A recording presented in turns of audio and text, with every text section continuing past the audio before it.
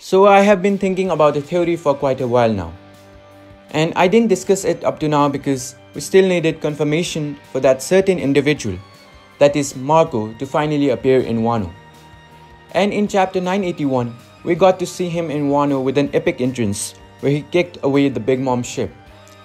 Also, it was really awesome because Marco used a name attack for the first time in the series called Phoenix Brand.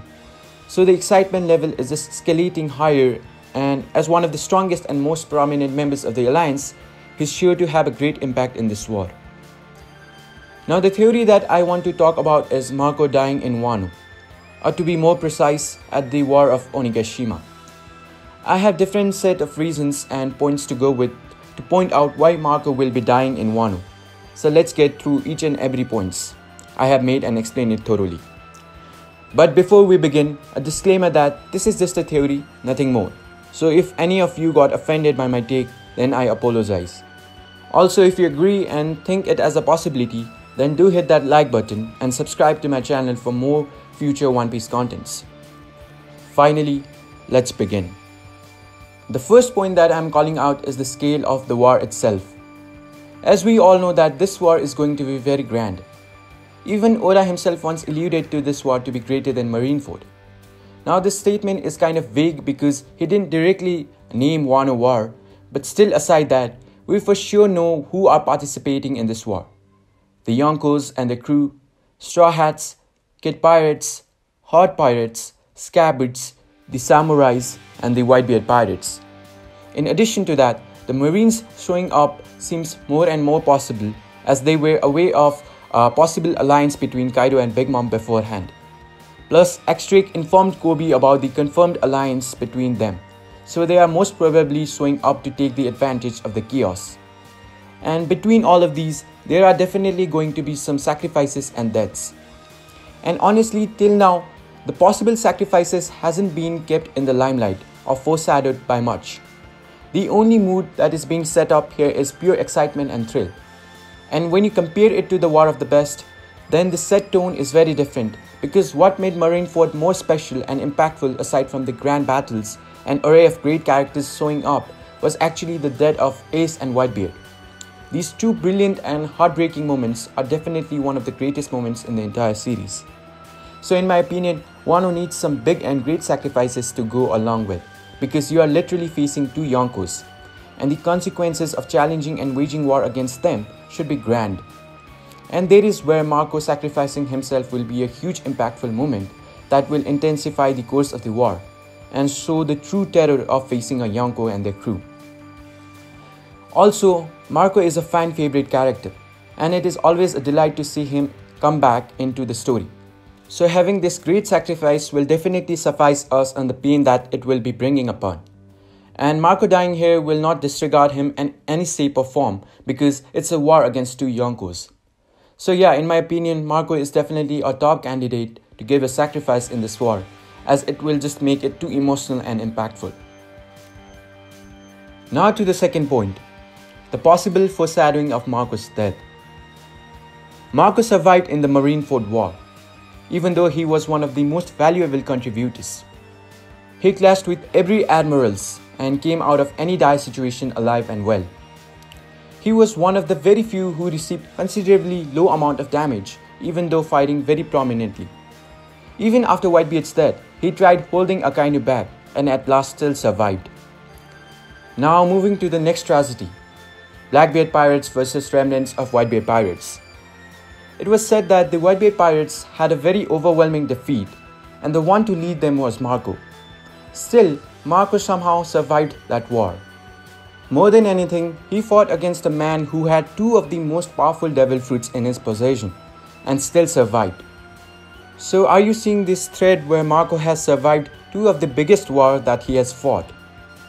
And now he is in Wano.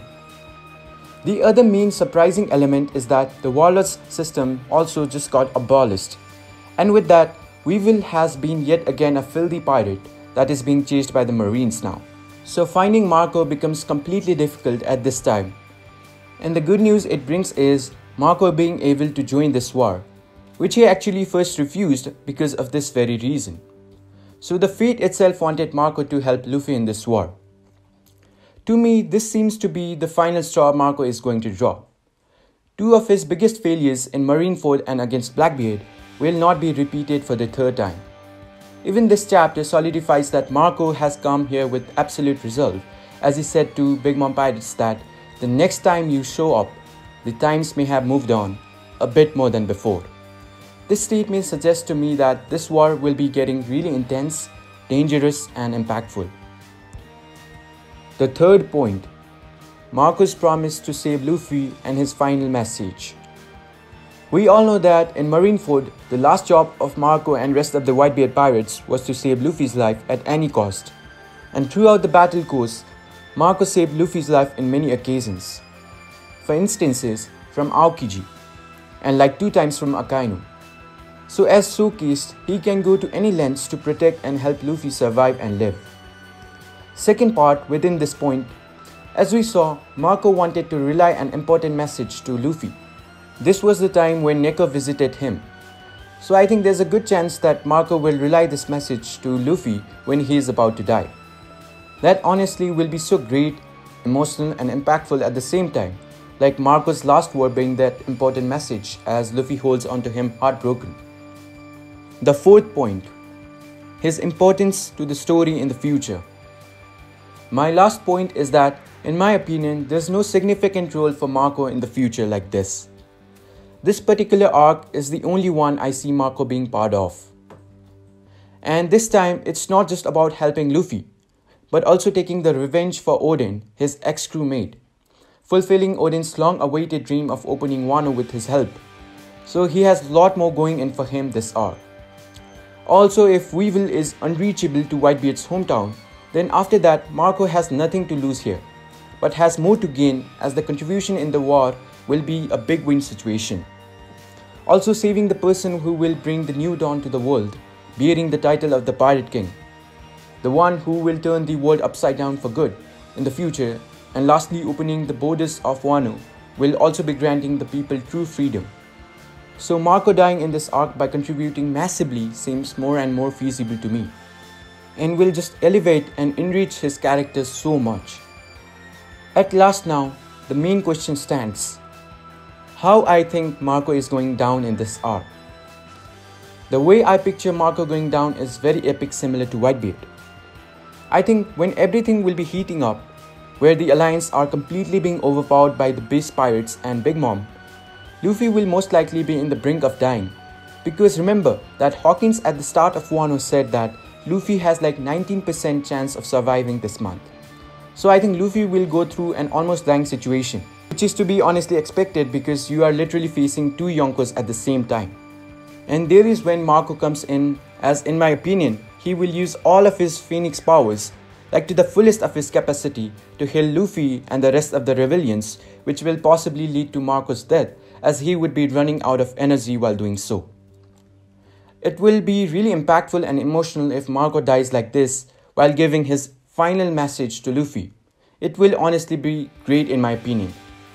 It would also be similar to Whitebeard, as to save his sons, he sacrificed himself at last. And Marco will be also doing something similar to this. So that's a way I see him dying. And that was the video, guys. Now I don't think that Marco dying in this war is 100% possible, but I personally do think there's a good chance in that happening.